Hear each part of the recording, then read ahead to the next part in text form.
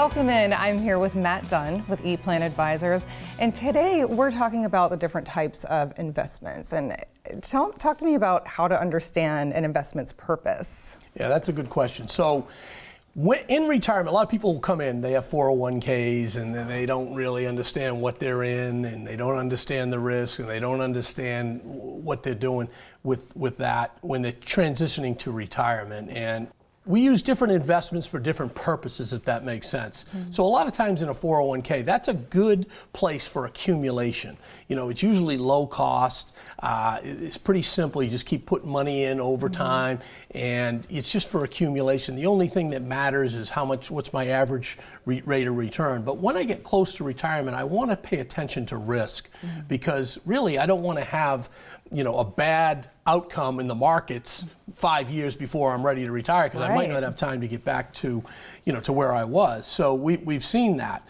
So we want to take a look at what we have. The other thing is the types of things that we're invested in there. A lot of times they're not invested for retirement income. They're invested for what's called accumulation, for growth. Okay. So there's all kinds of different tools that you can use outside of your 401k when you're putting together a retirement strategy or a retirement plan. And that's what we like to focus on. Really, it's just about educating yourself on, is this the best place for my money, all my money, when I'm in retirement? Most of the time it's not. We don't like to have all our eggs in one basket. Our grandmother told me that, and she was right.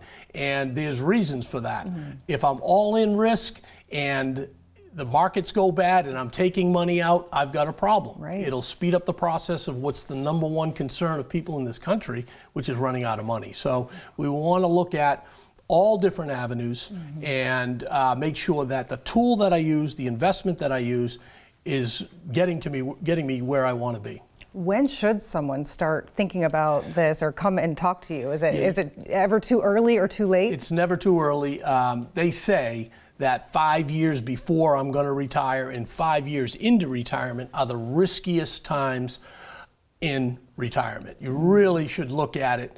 That doesn't necessarily mean 5 years before I'm going to retire, I'm going to make big changes, but I just want to start to formulate a strategy. And again, it doesn't have to be overly complicated. I just want to understand where I am. Am I positioned for income? Do I need income? What is the risk that I'm taking here? Can I withstand another bad market right now? And these are things that we can easily answer those questions for people, so they know, okay, I got a strategy going into it. May or may not make some changes, but as we get closer, we try to fine-tune that to put together a real solid strategy for someone. So how do you know how much to put in each bucket? We like to use the rule of 100 as a benchmark and a discussion point as it relates to risk. So, someone who's 60 years old, the rule of 100 would say, okay, take my age, subtract it from 100, 40% of my money should be in the riskier stuff. Maybe 60% of it should be more protected. Maybe I should have some for lifetime income. That's a rule of thumb. It's not, I've never seen anyone adhere to that 100%, but it's a good discussion point, because a lot of people will come in and in their 401k, all of their money is in that risk bucket. That's fine, as long as when we do a portfolio analysis, if we have a bad market and I lose 30% of that, are you okay with that, Mrs. Jones? Most of the time they're not. They just don't understand. And so it's individual, but we like to start with that rule of 100 because it's a good way to talk about risk, and it's simple to understand. Right. I mean, I think it is intimidating to think about, retiring. It's, it's your life's work, it's your life savings, but it doesn't have to be complicated. You're going to simplify it for folks. That's our goal. We don't want, we can get into all the mumbo jumbo with all the reports and all that stuff, but it just confuses people. At the end of the day, do I want all of my money in risk? What type of risk? Do I want all my money under the mattress? That's not good either, because we want to make sure I like the idea for a lot of people to have some money safe. And by safe, what I'm saying is it can't lose money if the market goes down or the interest rates go up.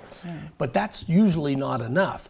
I need to get growth on that, and I might need to have income coming out of that that will last, and I won't run out of it. So there's just different tools that you can use. We're agnostic, like I said to it.